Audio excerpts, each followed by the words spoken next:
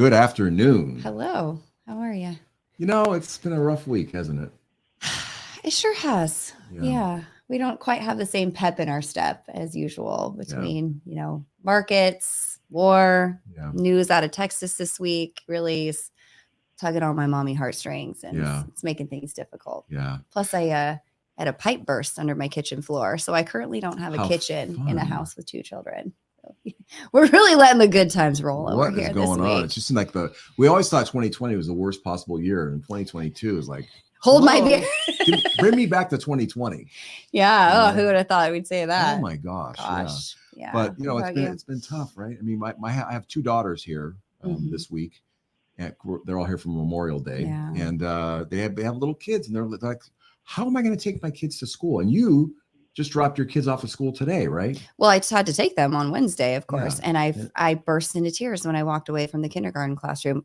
Unexpected feelings there, but it's so hard to think that might be the last time you see your kids. It's really weighing heavy on my heart. Today. I get it.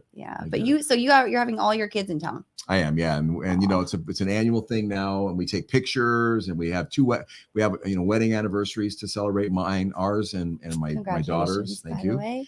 How many years now? 30. Oh, the big 30. Big nice. 30. Yep. That's wonderful. Yeah. So good for you guys. So we're gonna have a lot of fun. Of course, it's been 93 degrees the last several days, and on the weekend it's going to be 68 or something. Yeah. Naturally. Of course, right? Yeah. It doesn't work that way. I mean, if you were in Tahoe, it probably would snow. Yeah. Anyway, that's happened year. Before. We go up to Tahoe and it snows. Yeah. I would say it's like 50% of the time it rains on Memorial Day. Do not plan your camping trips for Memorial Day. Yeah. Always get rained out. That's really terrible. Yeah. So what are we talking about? I forgot to say welcome to A Place of Possibility. I am Richard Del Monte. I'm Angela Wright. And we are happy to have you with us. And what are we talking about today? So today we're talking about reverse mortgages, which is something I think everybody's heard of. There's a lot of interest and a lot of questions about the topic. Fair amount also of concerns and emotional baggage, disinformation. Mm-hmm. So to help us sort it all out, we have a wonderful guest today. I'm so excited. Yeah, me too. Her name is Amanda Keith, and she is a licensed mortgage loan originator specializing in the HUD, Housing and Urban Development Insured Home Equity Conversion Mortgage, also called HECM, and the new jumbo reverse mortgages. With a CPA background that she has, she is a trusted resource for financial professionals, realtors, retirees, and she's also spoken to various professional and industry groups, including financial advisor teams, Cal CPA groups, and realtor associations around the country. She has also been a guest lecturer at Merritt College to their real estate finance class. So please welcome Amanda Keith. Hi, Amanda. Hi, thanks so much for having me today. We are thrilled to have you. Thank you so much. Yeah. How are you? I'm great. I just tried out rollerblading a couple days ago on the boardwalk, and let me see your cast. Let me see your cast. I didn't fall. No, you actually didn't. thought about going again this morning, but I was like, I don't want to end up in the hospital when I'm doing that podcast. That's so cool. Yeah, I always see people down, on the Venice Beach area there, and it looks like so much fun. Yeah, it is a lot of fun. I'm looking forward to getting better at it. So that's great. Yeah, that's great. And it's a great time to talk about reverse mortgages too, with inflation and people's concerns about spending money from their retirement accounts. I look forward to teaching them more today. Yeah, absolutely. Yeah, we're getting a lot of questions from our clients, and so I thought we could start with some of the basics for people. So, what is a reverse mortgage? How does it work?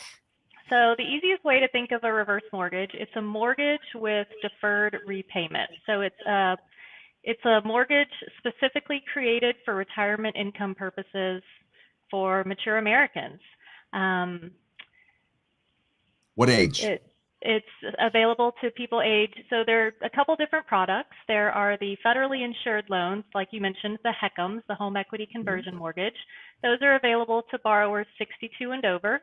As long as at least one of the couple is 62, then the other one can be considered a non-borrowing spouse.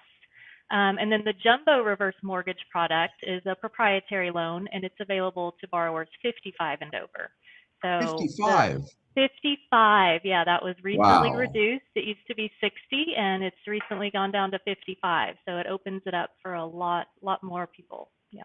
I can imagine that make people happy and miserable at the same time, because you don't, like, if you're 55, you don't want to think of yourself as a senior citizen, I right? hear you. Yeah. Remember when they started, Mature like, American. Mature American. that's true. Yeah. I like yeah. the way you said that instead of senior citizens, mature Absolutely. Americans. I remember when I started turning 50, I started getting letters from AARP, like, to join. Like, what? Are you crazy? I don't want to join you. Yeah, my You know, fiance. too young I for know. that, You love the discount. You hate having that Yeah, card in your true. Right. wallet. Yeah. Yeah. My fiance is 51. He said, "Can I get a reverse mortgage in 4 years?" I said, "Hold on, you got to wait for me." So let's talk about the different kinds of loans that are available. So you have like a lump sum, you can use it to purchase a property, are there like loans that are like HELOCs, kind of that kind of structure? What's available? Yeah, so there's a fixed rate product which allows borrowers to take a lump sum at closing. So let's say they need all the money at closing to pay off an existing mortgage. So the key to these loans is these liens need to be in first place on the property. So if borrowers currently have a mortgage, that existing mortgage would be refinanced into the reverse mortgage.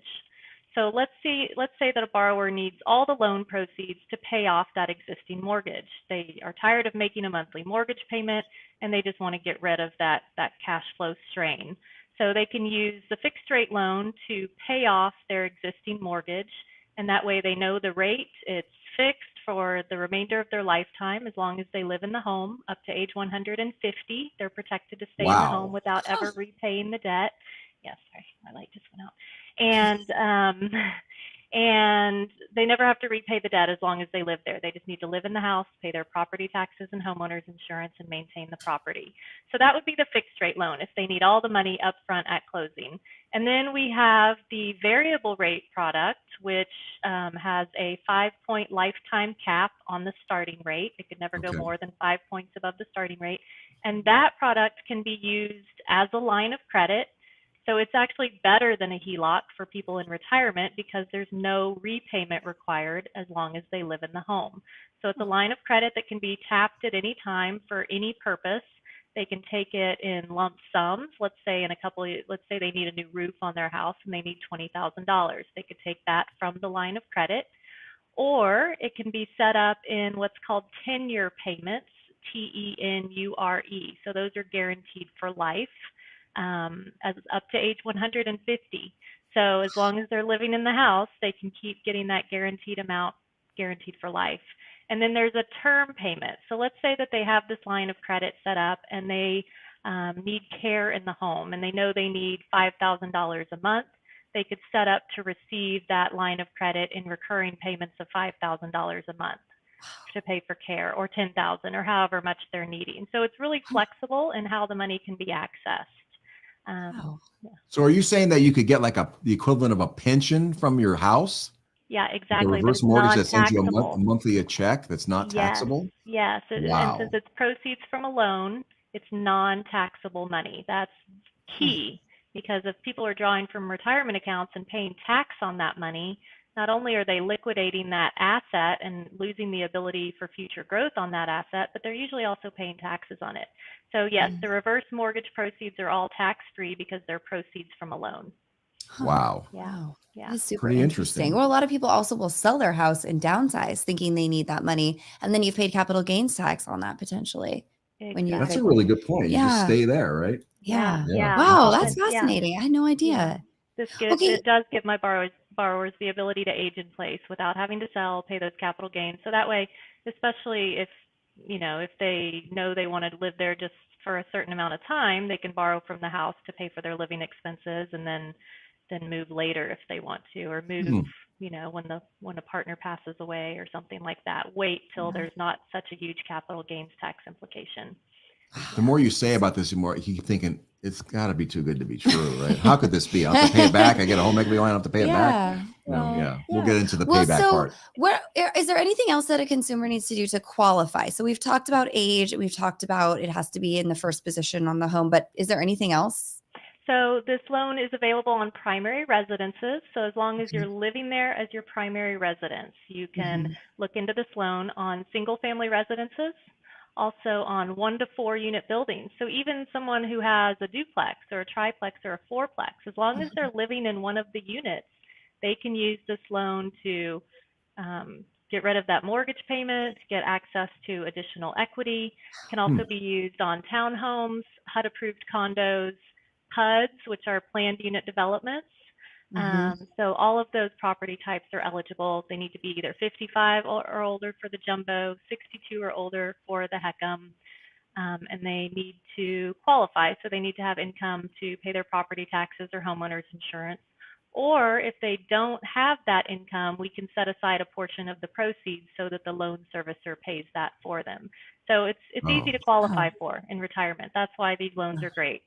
Yeah. So it's not like you don't get a credit check or things like that. We do Doesn't pull really matter. credit because we do need to look at income versus expenses to see, you know, do you have the money once your expenses are paid to pay your property taxes and homeowners insurance? If you don't, we'll set aside a portion of those proceeds in what's called a life expectancy set aside account. So it's an account, it's money that's earmarked for those future property taxes and insurance. So that way the borrower doesn't have the responsibility of paying them out of their pocket. But if they were making their property tax payments on time, if someone had like a 500 credit score, they could still get it?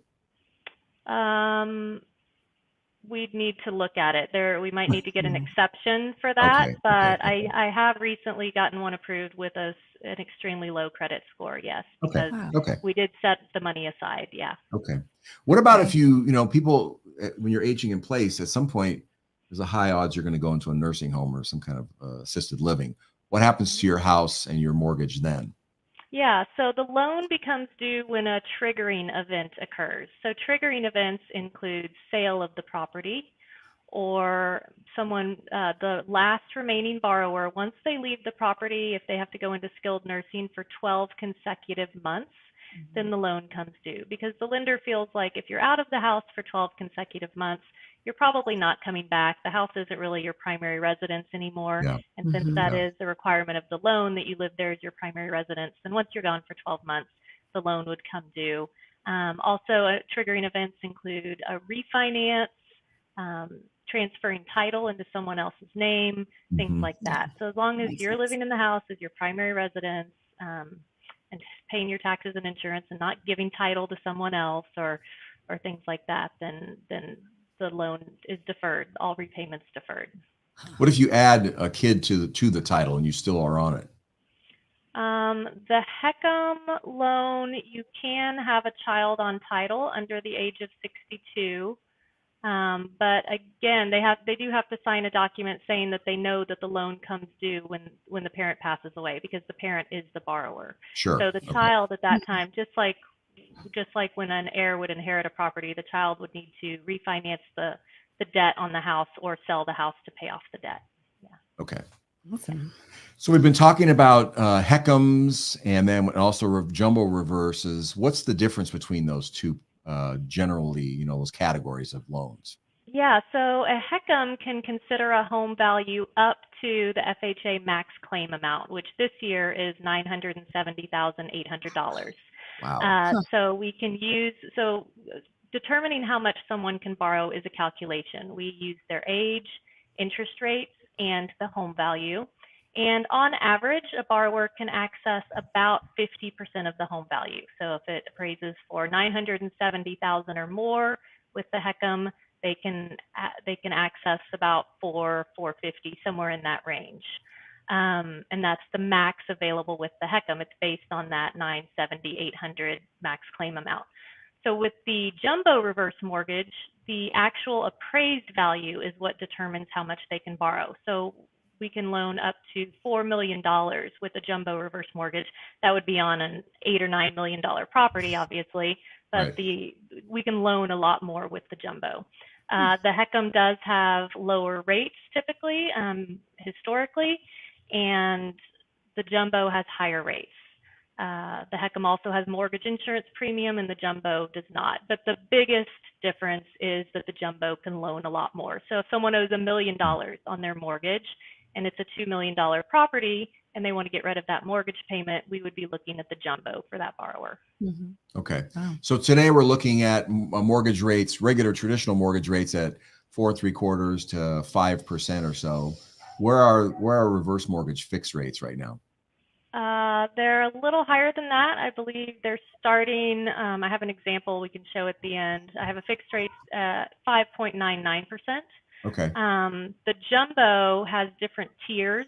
So the more money you want to borrow, the higher the rate. But I do have an example to show you at 5.99. That's the lowest fixed rate I have today. Yeah. Okay. Okay. Okay, great.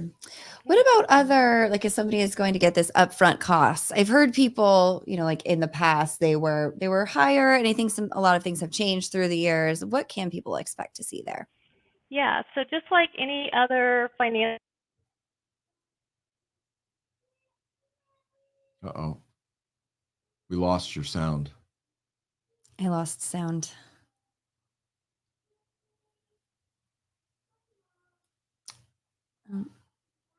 Not sure why that happened. There we go. We hear you now. We hear you. Okay. Yo, we're live. Okay.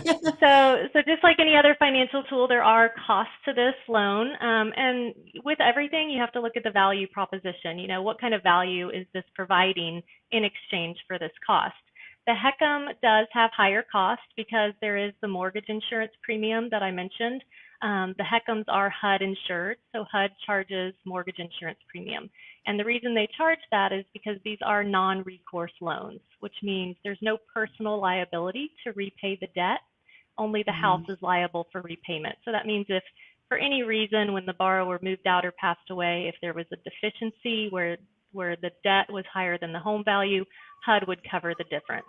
So HUD charges for insurance for that feature. There are also lender's origination fees and closing costs. And so the total cost for a HECM can be in the 20 to 30,000 range. That's not out of pocket. It gets rolled into the loan. But again, think about the value that that's providing over someone's lifetime. This is something they'll have for the rest of their life if they live in the home for the rest of their life. Mm-hmm. And not having a mortgage payment, as you know, over 20 or so years, that could be $400,000 or $500,000 that they'll get to keep in their pocket because they're not making their liquid assets illiquid by putting them into their house. The jumbo loans sometimes have lower closing costs. Again, it just depends on the product and how much someone needs to borrow. But we even have some no-cost loans with the jumbos. Wow. Yeah. So Cool. it just depends how much they're borrowing. Are those, you mentioned the word non-recourse for the HECMs, are the jumbos recourse loans, or are they non-recourse? Good question. They're all non-recourse. It's just good. the jumbo lenders, these proprietary loans, they build that extra cost into the rate instead of having a line item for that insurance. Yeah, Okay. but they are all non-recourse loans. And just for our audience's sake, a non-recourse loan means they can't come after you if there's not enough equity in the house at the end of your life to pay the loan off. They can't come after your other assets. Correct. Yeah. Okay. Or your estates. Yeah. If you live in the house. Yeah, exactly. Right. Yeah. Okay, good. Okay. So you want me to do the next one? Sure. Yeah. Go for it. So let's get down to some of the problems that these things can solve, that these mortgages can solve. What do you see, that traditionally where people are using these? And then what are some of the creative ways you've seen them used? I think these are the greatest stories because people don't think about these as a way to solve a problem that they're having. Right. Right. I wouldn't have thought of it for a monthly income stream. I know, like replace a pension. I thought we knew everything. Yeah. That's pretty cool. Okay. Yeah. Like you said, like to replace, say, well, this is the instance that I helped my mother-in-law use one. Her husband passed away a couple years ago. So their household went from a 2 Social Security income household down to 1.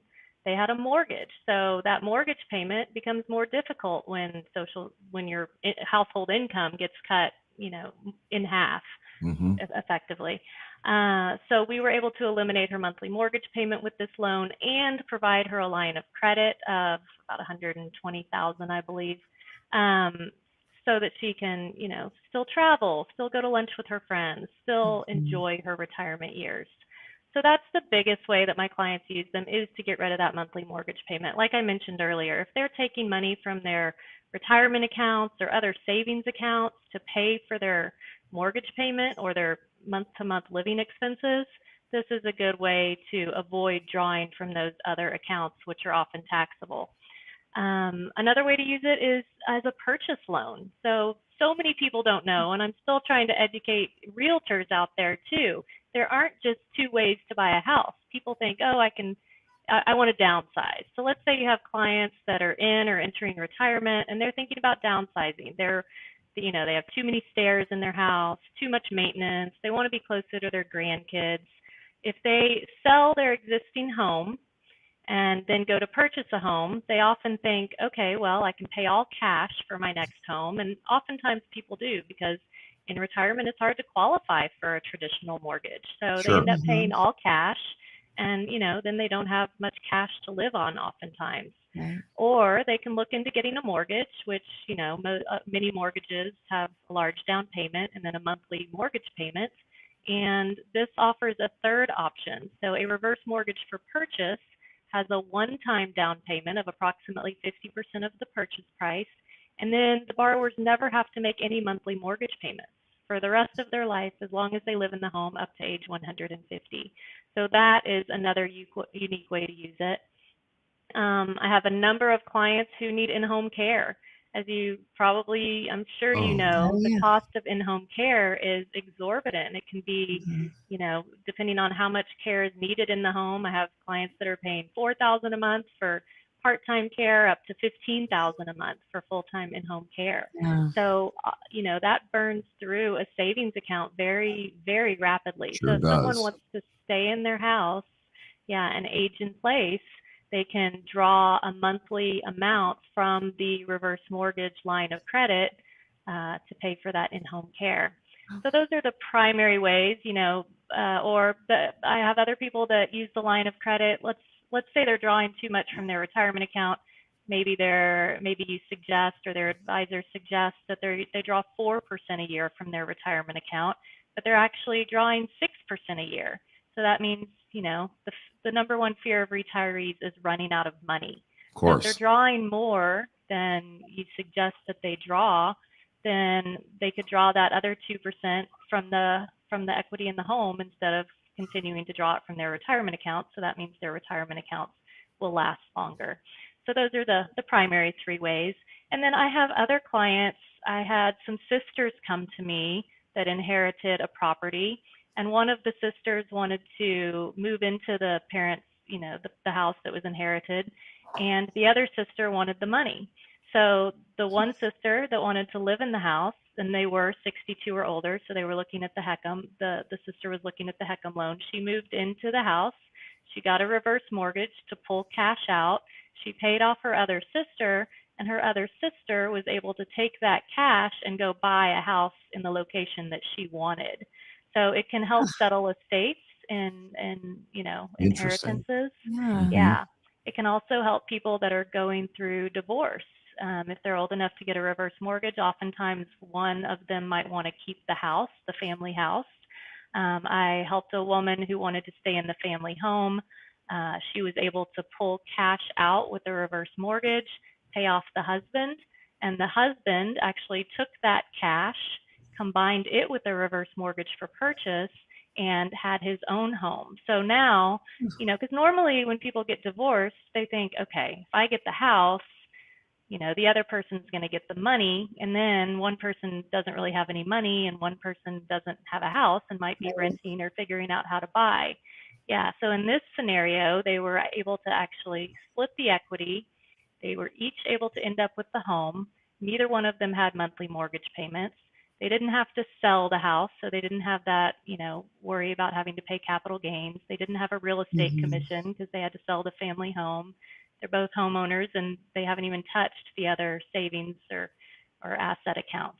So those are, all kinds of ways to use this to problem solve. Yeah. Did you talk about having this as an emergency fund? Yes. So that would, no, I didn't, but yes, thank you. The line of credit is the way to have it as an emergency fund. So yeah, I have a lot of clients that, they have just enough income coming in to pay their bills, but what if something happens? What if they need a new roof? What if they have a plumbing issue? What if they have, medical expenses, and they just don't have enough in savings that wouldn't severely impact their Right. way of living. So the line of credit would offer them a safety net. It's a bucket, another bucket of money that's non-taxable, that can be drawn from anytime as needed, that doesn't have to be paid back in retirement. So it's a great cash flow tool.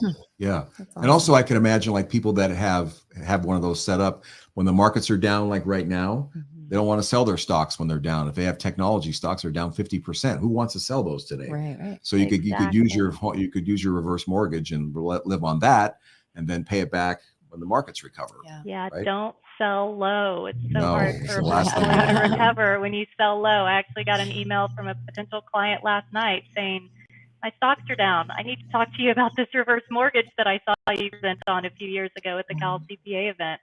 So we'll be talking today. Yeah. Good. We have people that are higher on their younger side, and they wish they had a little bit more money to enjoy themselves. They think, well, when I'm older, I'll probably just not be using as much money. They may not be right about that if they have to go to long-term care, but they think, I wish I could travel now, but I don't have the cash flow. It seems like that would be a tool to use for that as well. Yeah, the emergency fund. I mean, it doesn't have to be emergencies. People want to golf more. They want to travel more. They want to be able to go to lunch with their friends and go to the opera and go see the symphony. And, this gives them the ability to really have that retirement that they dreamed about by using the equity. Yeah. Another idea I've seen in the right situations, these are so creative to some of these options, but for a couple that wants to retire, they're 55 and they can't tap their retirement accounts yet because they have to be 59 and a half. They could now, if they have a jumbo reverse mortgage, they could tap their equity line on their reverse, get through the age 59 and a half, and then use the IRA distributions to pay them back. Right. Yeah, absolutely. And, you can always make payments towards the reverse mortgage too. That's something people don't realize. You can always make payments towards the loan balance. There are no prepayment penalties. You can even pay it off if you want to. No prepayment penalties. And it just gives them so much more flexibility if they need to bridge the gap. If they want to wait those extra years to start receiving Social Security income, they could use home equity during that time. I don't know if you know, the average American, 78% of Americans hold the majority of their net worth in their home equity. Sure. So it's, for most retirees, it is their largest asset. So if you think about it, it's another bucket that, this helps them monetize that. It gives them the ability to leverage that home equity instead of drawing from other accounts. So it can be used strategically along with you. Y'all can determine, should I pull money from this account or this account this year? The markets are down. Don't pull from your investments, pull from this year. So yeah, just having a line of credit that you can use for anything you want or need, it's a game changer. Yep. And people, a lot of times they want to help their kids buy houses, especially now when prices are so insane. I mean, I can imagine they could take a chunk out of their home and give it to the kids to be able to buy a house, right? Or put a down payment on the house and they own that piece. They could do a shared equity situation like we have talked about. Absolutely. Yeah. And you can also draw from let's say someone wants to buy a vacation property up in, Sierra Nevadas or something like that. They could take a lump sum payment out of their house through the reverse mortgage and go buy that vacation home. So now they've got two homes that they don't have mortgage payments on, that they're able to enjoy throughout their retirement and that are appreciating. These are, appreciating assets. So yeah, so too good to be true. No, well, you brought up something interesting, that this is for 78% of people, this is their largest asset. And that's kind of ties into a question that I had, like, we're all taught that all debt is bad and we should pay off our debt, and you definitely have to pay off your mortgage before you retire. And I was wondering if you could speak to some of those the bad rap things, right? Like that it's bad debt, or that, children are fearful that they'll lose their inheritance when mom and dad die if they do this, or that mom and dad will lose the house or something like that. And that's the elephant in the room. We're going to lose our inheritance. Right? Yeah. So what do you think about that? Yeah, and oftentimes there have been a lot of academicians doing studies on reverse mortgages that have found that using a reverse mortgage strategically during retirement can actually help someone leave a larger legacy. because, like we mentioned, if you're strategically using one asset over another one that's costing you more, you're going to leave more money behind. You need to use That's the money true. that's costing you the less, that has the least, negative impacts. So don't use assets that are going to, be used up and have to have taxes owed on them, if you can use an asset that's going to continue appreciating, like the home, and will continue to serve you throughout your life. If you liquidate, liquid assets, those aren't going to continue to serve you. Whereas the house, if you use the equity, it will continue to serve you during your lifetime. Yeah. So I think once the heirs really understand it, that this, the parents stay on title, the borrowers stay on title. They have the right and the ability to sell the house at any time. A lot of people think that, oh, if I get a reverse mortgage, I have to live in that house the rest of my life. Absolutely not. That's not the case. You can sell the house at any time. You just pay back the money that you borrowed with the interest that accrued, and all the rest of the equity is the borrower's. When they sell the house, the equity is always theirs. And if the heirs inherit it, same thing. They can either sell the house to pay off their parents' reverse mortgage, and the equity goes to the heirs, or they can refinance that debt and keep the house if they want to. So I think it's really just a lack of education, typically, is what leads to so much fear. In the 80s and 90s, there was a product that was called a reverse annuity mortgage, and those were sold by annuity companies. They had extremely high interest rates. The annuity company, upon loaning that money, required that the borrowers purchase an annuity from them. And then at the end, when the borrower moved out or passed away, the annuity company also got half the appreciation that occurred during those loan terms. Oh, So those were Wow. those were called RAMs, reverse annuity mortgages. Those are no Yeah. longer in existence. Yeah, today's Appropriately reverse named. mortgages. Yeah. Yeah, Yeah. that's a good Wow. point. Today's Yeah. reverse mortgages are much more reasonable. They're created specifically for these people to age in place and utilize their largest asset. Yeah. Yeah. Yeah. Okay. Yeah, So reasonable. the kids don't have to worry that the lender is going to take their house, No, they right? don't. As Yeah. long as their parents are living there as their primary residence, paying their property charges, so property taxes, homeowners insurance, HOA dues if they're applicable. The borrowers need to keep the house Yeah. maintained up to health and safety standards. Yeah. And that's it. Live there, pay your property charges, maintain the property, and Okay. you're in good standing with the loan up to age 150. Yeah. We have an example, I think, that you prepared for us that we could show that kind of shows what happens to the loan balance if you get one of these, and what happens to your equity. Can we get that up? Yeah. See if we can get that up here. Susie, can you do that? Or Liam? So while we're pulling it up, There we go. go ahead, Amanda. I was Yeah. going to say what it is. Maybe just tell us what happens at in the beginning, what a house is worth, and then the loan, and then what happens in 10 years and maybe 20 years. Yeah, It's so kind of here small to I've see. got, it is, It is absolutely. small, but we'll put it in the show notes. And if you're listening to this, of course, it's right there in the show notes for you to pull up and reference. Yeah. Great. So this is someone, this is actually a 70-year-old borrower with about a $1.36 million appraised value on their property. And this person has a $500,000 mortgage balance. So they're making big payments every month towards their mortgage. I don't know where they're getting the money to make those. Maybe it's all their Social Security income and their pension income.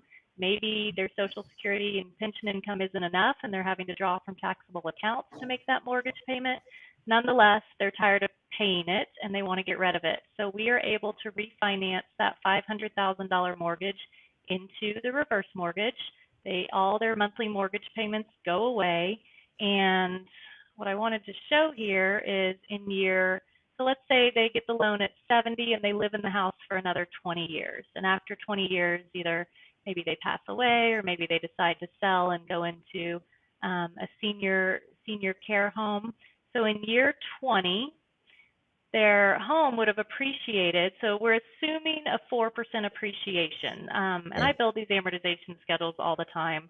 In California, 4% appreciation over reasonable. time is very conservative, actually. Yeah. Yeah. So in 20 years, their home would have increased from about 1.36 to about almost $3 million.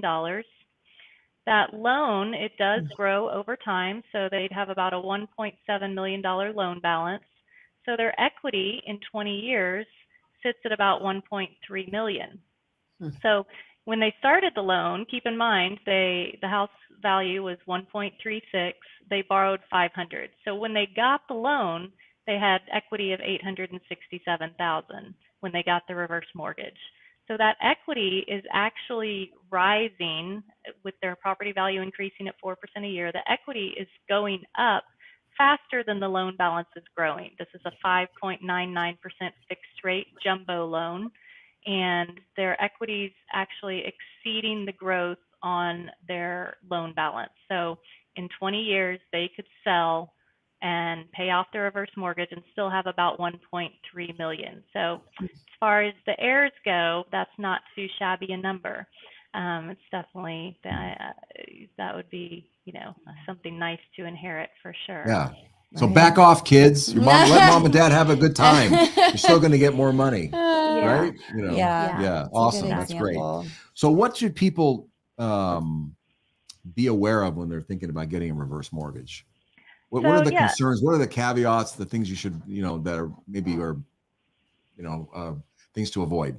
Yeah. So if you're looking to sell within the next, couple years, it might not make the most sense. It just depends on what you need the money for. If you're looking to sell that fast, because there are closing costs with the HECM, they're higher, like I mentioned.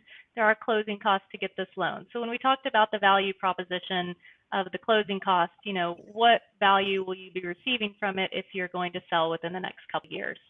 Another thing to think about is if you're Airbnb a part of your house, the lender does not allow you to use your property for short-term rentals.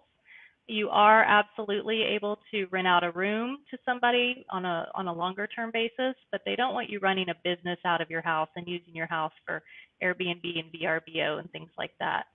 So those are the two primary concerns that I see. And if your kids need to talk about it, any reputable loan officer that's providing reverse mortgages should be willing to talk with you and your family, any of your advisors, and make sure that everyone's educated and on the same page.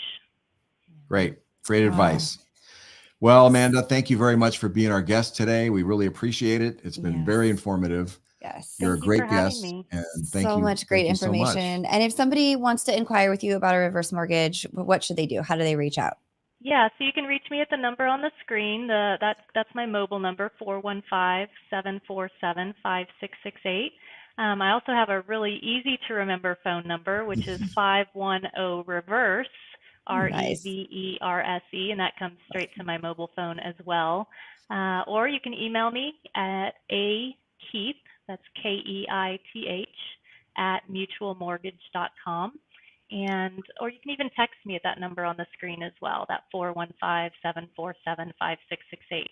I respond quickly and I love to help. Yes, I love to empower people to, have a sustainable retirement. So. Wonderful. Awesome. Wonderful. Thank you again so much for being here. Very much. For having me. I love your podcast. I've been watching them. Thank you so much. We're glad you like them. See you soon. Bye-bye. Thanks. Bye. Okay. So many great questions answered. Yeah, for sure. For sure. I love it. So we have our little our closing reminders. Of course we do. Yeah. So thank you so much, everybody, for joining us today. As always, if you want a copy of Endless Inheritance, please go ahead and request one using the link on your screen or on our website, free to you. This is about family dynamics and transferring that wealth to your heirs. So if that's on your mind after today, definitely pick up a copy of this. If you have any questions or topic requests, you can send them to us at info@aplaceofpossibility.com. Of course, you can always schedule a meeting to talk with one or both of us if you want some financial support. Click on the link on your screen or go to aplaceofpossibility.com, and we will see you next time. Thanks for being here. And I think next time, are we doing college planning? I think so. I think we're going to finally do college planning. We keep getting put off by it's been on events, the docket, but you know, all this yeah, current events. Yeah. So anyway, well, thank you very much for being here. We appreciate it. And don't forget, you're invested and so are we.